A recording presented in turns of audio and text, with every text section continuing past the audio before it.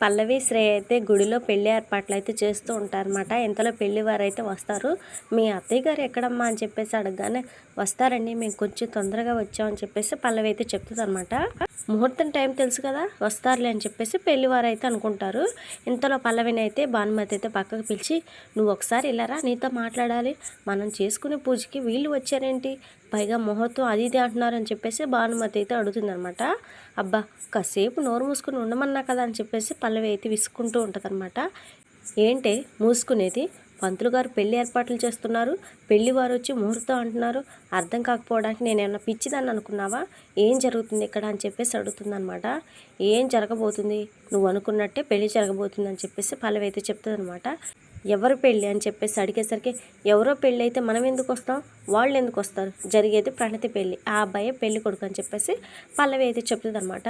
ఒసేయ్ ఏంటి మీరు చేస్తున్న పని, పూజ అని చెప్పి నన్ను తీసుకొచ్చి ఇప్పుడు పెళ్ళి అంటున్నావా, నా కొడుకు తెలియకుండా నా మనవరాలకి పెళ్లి చేయడానికి నీకు ఎంత ధైర్యమే, తమాషాలు చేస్తున్నారు మీరు అని చెప్పేసి భానుమతి అయితే సీరియస్ అవుతుందన్నమాట.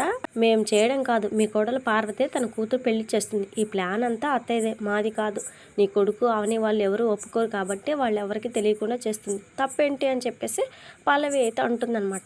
ఒసే మీరు చాలా పెద్ద తప్పు చేస్తున్నారే, ప్రణతికి పెళ్ళి ఇష్టం లేదని చెప్పింది కదా, ప్రేమించిన వాడితో కాకుండా ఇష్టం లేని వాడితో పెళ్లి చేస్తే బాధపడుతుంది అది అని చెప్పేసి భానుమతి అయితే అంటుందన్నమాట.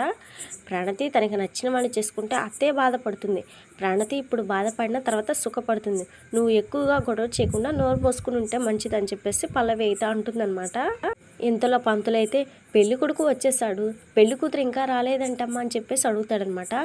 వచ్చేస్తుందండి అని చెప్పేసి పల్లవి చెప్పేసరికి, ఈలోపు వరుడితో పూజ చేస్తాను, బట్టలు మార్చుకున్నాండి అని చెప్పేసి పంతులైతే చెప్తాడనమాట. ఒసే పల్లవి నువ్వు చేస్తున్నది మంచి పని కాదని చెప్పేసి భానుమతి అయితే మళ్ళీ అంటదనమాట. పద్ధతుల గురించి నీ కోళ్ళు వచ్చి చెప్తుంది, నువ్వు మా బొర్రలు తినుకు అని చెప్పేసి పల్లవి అయితే అంటుందన్నమాట.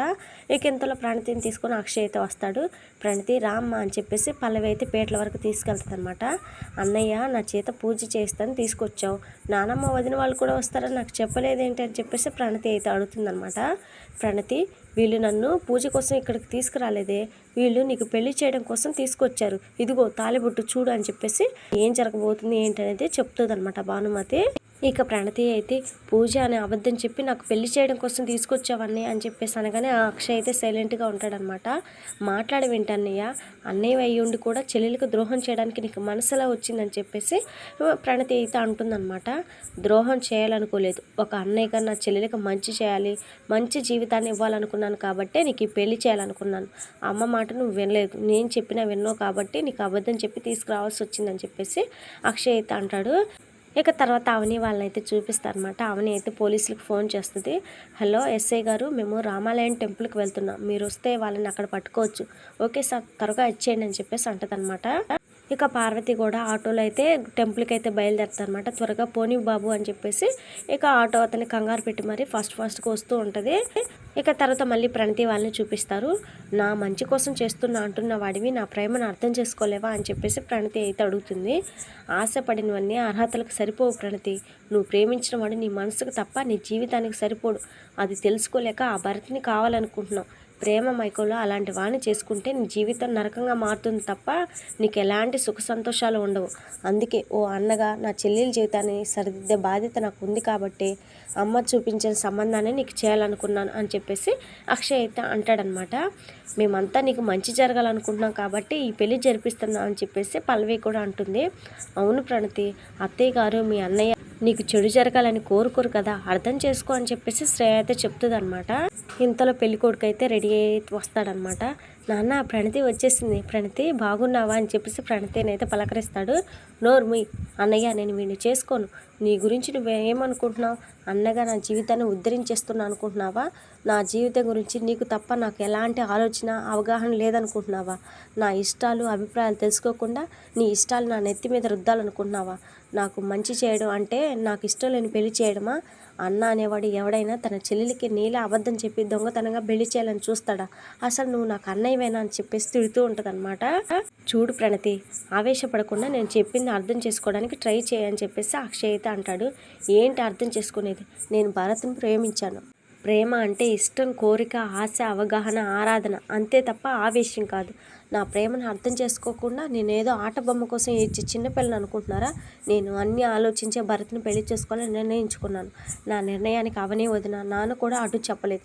అలాంటప్పుడు నువ్వు అమ్మ మీ పంతాన్ని నెగ్గించుకోవడానికి నాకు పెళ్లి చేయడం ఏంటి? ఈ పెళ్లికి నేను చచ్చినా ఒప్పుకోనని చెప్పేసి ప్రణతి అయితే తెగేసి చెప్పేస్తానమాట.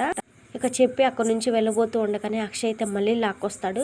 నువ్వు చిన్నదానివి, తెలిసి తెలియని నిర్ణయాలు తీసుకొని నీ జీవితాన్ని నాశనం చేసుకోవాలనుకుంటే మేము చూస్తూ ఊరుకుంటాం అనుకుంటున్నావా? ఇష్టం లేని నీ పెళ్ళి నీకు కష్టంగానే ఉంటుంది. తర్వాత ఆ కష్టమే ఇష్టంగా సుఖంగా మారుతుంది. నా మాట విను, గొడవ చేయకుండా పెళ్లి పెట్ల మీద కూర్చో అని చెప్పేసి అక్షయ్ అయితే అంటాడు. అది జరగని పని అని చెప్పేసి ప్రణతి అయితే అంటదనమాట. ఎందుకు చెప్తున్నానో అర్థం చేసుకో ప్రణతి అని చెప్పేసి అక్షయ్ అయితే ప్రణతిని లాక్కొస్తాడనమాట. రేయ్ అక్షయ్, అది చేసుకొని అని చెప్తుంటే అలా బలవంతం చేస్తావు ఎందుకురా అని చెప్పేసి భానుమతి అయితే అంటదనమాట. నీకేం తెలియదు, నువ్వు ఊరుకో బామ్మ అని చెప్పేసి అక్షయ్ అయితే అరుస్తాడు. నేను ఎంత చెప్పినా నీకు తలకెక్కడం లేదు కాబట్టి నువ్వు ఏం చెప్పినా నేను వినేది లేదు, కాదంటే వదిలేది కూడా లేదు. నా చెల్లెలు ఇలా మాట్లాడుతుందని మీరేం అనుకోకండి అని చెప్పేసి అక్కడున్న పెళ్లి వాళ్ళకైతే చెప్తాడనమాట. పెళ్లి కూతురు ఇలా మాట్లాడిందని మేమేం ఫీల్ అవ్వడం లేదండి. అర్థం చేసుకోలేని పరిస్థితుల్లో ఉన్నప్పుడు అందరూ ఇలాగే మాట్లాడతారు.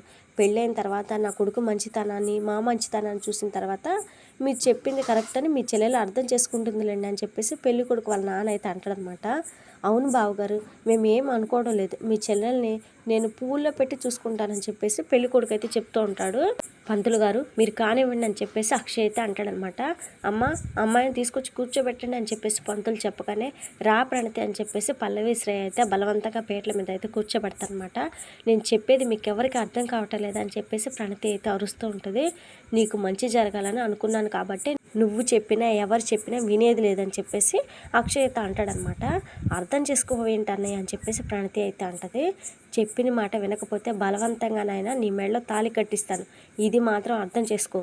పంతులు గారు ముహూర్తానికి ఇంకా ఎంత టైం ఉందని చెప్పేసి అక్షయ్ అయితే అడుగుతాడనమాట. ఇంకా 10 నిమిషాలు ఉందండి అని చెప్పేసి అనగానే అందరూ ముహూర్తాలు చూసి పెళ్ళిళ్ళు చేసుకుంటున్నారు.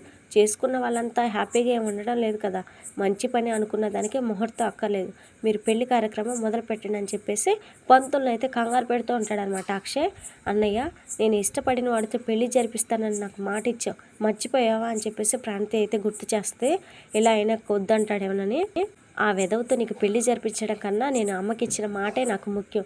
పంతులు గారు మంత్రాలు పెళ్ళయ్యాక చదువుకోవచ్చు కానీ ముందు తాళి కట్టే కార్యక్రమం చూడండి అని చెప్పేసి అంటాడనమాట. ఇక బాబు మాంగళ్యధారణ కానివ్వు అని చెప్పేసి పంతులు అయితే చెప్తాడు. ఇక పెళ్లి కొడుకు తాళి కట్టబోతూ ఉంటే ఆగండి అని చెప్పేసి అవని వాళ్ళు అయితే వస్తారనమాట. ఇక అవనిని చూడగానే పల్లవి అయితే షాక్ అయిపోతుంది. ఇక అవనిని చూడగానే వదిన అని చెప్పేసి ఏడ్చుకుంటూ అవనిని పట్టుకుంటుంది అనమాట ప్రణతి. అన్నయ్య నాకు పూజ చేస్తానని అబద్ధం చెప్పి ఇక్కడ బలవంతంగా నాకు పెళ్లి చేస్తున్నాడు వదిన అని చెప్పేసి చెప్తుంది అనమాట. ఏంటండి మీరు చేస్తున్న పని, మీ చెల్లెల జీవితాన్ని మీరే నాశనం చేయాలనుకుంటున్నారా అని చెప్పేసి అవని అయితే అంటుంది అనమాట. కొంచెం అయినా బుద్ధి ఉందా నీకు అని చెప్పేసి రాజేంద్ర ప్రసాద్ కూడా తిడతాడు. ఉంది కాబట్టి నా చెల్లెల పెళ్ళి నేను జరిపిస్తున్నాను అని చెప్పేసి అక్షయ్ అయితే అంటాడనమాట. ఏం మాట్లాడుతున్నారండి మీరు అసలు అని చెప్పేసి అవని అంటూ ఉండగానే ఆపు నువ్వు, మా నానే కాదు ఆ దేవుడు దిగొచ్చినా కూడా నేను ఎవ్వరి మాట విన్నాను, ప్రణతి పెళ్ళి ఈ అబ్బాయితో జరిగి తీరాల్సింది అని చెప్పేసి అక్షయ్ అయితే అంటాడనమాట.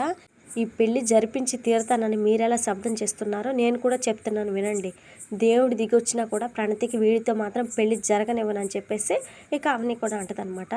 ఛాలెంజ్ చేస్తున్నావా అని చెప్పేసి అక్షయ్ అడిగితే నిజం చెప్తున్నానని చెప్పేసి అవని అయితే అంటది. నా చెల్లెల్ని బ్రోతల కేసులో అరెస్ట్ అయిన నీ తమ్ముడికి ఇచ్చి పెళ్లి చేస్తావు, అదేగా నువ్వు చెప్పే నిజం అని చెప్పేసి అక్షయ్ అయితే అంటాడు. నిజం తెలుసుకోకుండా మీరు ఇలా మాట్లాడుతున్నారు, పోలీసులు కూడా నా తమ్ముడిని అలాగే అరెస్ట్ చేశారని చెప్పేసి అవని అయితే అంటది. అవునన్నయ్య, ఇదిగో వీళ్ళిద్దరే ప్లాన్ చేసి భరత్ని పోలీస్ కేసులో ఇరికించారు, మీరు చేసిన నిర్వాహకం ఏంటో చెప్పండి అని చెప్పేసి శ్రీకర్ అయితే భరత్ ఫ్రెండ్ ఆ అమ్మాయితో నిజమైతే చెప్పిస్తారనమాట. భరత్ మంచివాడే సార్, డబ్బులకు ఆశపడి ఫ్రెండ్ అని చూడకుండా భరత్ని అరెస్ట్ చేయించింది నేనే సార్ అని చెప్పేసి అంటాడనమాట. భరత్కి ఏం తెలియదు, డబ్బులకు కక్కుర్తిపడి పోలీసులకు అబద్ధం చెప్పాను అని ఆ అమ్మాయి కూడా ఒప్పేసుకుంటుంది. ఇక ప్రణతి అయితే నువ్వు మంచివాడివని నమ్మాను కాబట్టి నేను ప్రేమించాను, నా నమ్మకం నిజమైందని చెప్పేసి అంటదనమాట. ఇప్పటికైనా తెలిసిందా భరత్ ఎలాంటి వాడా అని చెప్పేసి ప్రణతి అయితే ఎమోషనల్ అయిపోద్ది అనమాట.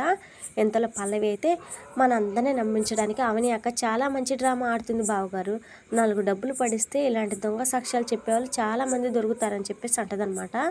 దీనికి కమల అయితే కరెక్ట్గా చెప్పావు, 4 డబ్బులు పడిస్తే నువ్వు కూడా చెడ్డదాని అని చెప్పేవాళ్ళు కూడా చాలామంది ఉంటారు, అలా పిలిపించమంటావా అని చెప్పేసి కమల అయితే అంటాడు. వదిన కనుక డ్రామాలు ఆడాలనుకుంటే మీరందరూ కలిసి నా చెల్లెలికి దొంగ పెళ్లి చేయాలనుకున్నట్లే ఎప్పుడో తన తమ్ముడికి ఇచ్చి పెళ్లి చేసేది, అది అర్థం కాదా ఎవరికి అని చెప్పేసి కమల అయితే అంటాడు. రే, మీకు మీ వదిన దేవత కాబట్టి మీ వదిన ఏం చేసినా మీకు మంచిగానే ఉంటుంది. మీకు మంచి అనిపించేది మాకు మంచి కాదు. కాబట్టి నా చెల్లెలి పెళ్ళిని నాకు నచ్చిన వాడితో నేను చేయాలనుకుంటున్నాను అని చెప్పేసి అక్షయ్ అయితే చెప్తాడనమాట. ప్రణతి నీ ఒక్కడికే చెల్లి కాదన్నయ్య, మాకు కూడా చెల్లి అవుతుంది. మా చెల్లిని ఎవరికి ఇచ్చి చేస్తే బాగుంటుందో మాకు తెలియదా అని చెప్పేసి శ్రీకర్ అయితే అంటాడనమాట. కమల కూడా ఇంకా అలానే మాట్లాడతాడు. నోరు ముయ్యిరా, ఎక్కువ మాట్లాడావంటే మెడ పట్టుకొని బయటికి గెంటేస్తాను మిమ్మల్ని అని చెప్పేసి అక్షయ్ అయితే అంటాడు. ఇక వెంటనే రాజేంద్ర ప్రసాద్కి అయితే బాగా కోపం వస్తుంది అనమాట. ఏంట్రా రౌడీయిజం చేయాలనుకుంటున్నావా? ప్రణతి నీకు చెల్లెలు అయితే నా కూతురు పెళ్ళిని నువ్వు డిసైడ్ చేయడం ఏంట్రా? రేయ్, నేను చేతగాడిన వాడిని అనుకుంటున్నావా, లేకుంటే నేను చచ్చాలనుకుంటున్నావా అని చెప్పేసి ఇక తిడతాడనమాట అక్షయ్ని. అంతటితో వాళ్ళ ఎపిసోడ్ అయితే ఎండ్ అయిపోద్ది అనమాట. మన నెక్స్ట్ ఎపిసోడ్ ఏం జరగబోతుంది మిస్ అవ్వకుండా తెలుసుకోవాలంటే మన ఛానల్ని సబ్స్క్రైబ్ చేసి సపోర్ట్ చేయండి. Thank you friends.